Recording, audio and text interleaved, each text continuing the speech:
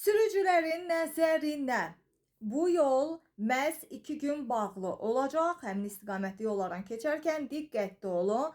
Belə ki, aeroport yolu fevralın 14-ü və 15-i tarixlərində bağlı olacaq. Paytaxtın Suraxanı rayonu hava limanı şossesində, yəni Buta Palace-in yaxınlığında elektron məlumat sürət tablolarının yenisi ilə əvəz olunması məqsədi ilə həyata keçiriləcək işlərlə əlaqədar sözü gedən yolda nəqliyyat vasitələrinin hərəkətinə məhdudiyyət tətbiq edilərək istiqamətlər dəyişdirilmiş olacaq. Məhdudiyyət 14 fevral tarixində gecə saat 00:00-dan 07:00-dək hava limanı yoluna, yəni hava limanı körpüsündən Koroğlu metro stansiyası istiqamətində, 15 fevral tarixində isə yenə eyni saatlarda gecə saat 12-dən sabah saat 7-yədək Koroğlu metro stansiyasından Koroğlu dairəsi üzərindəki yol ötürücüsündən hava limanı istiqamətinə tətbiq ediləcək.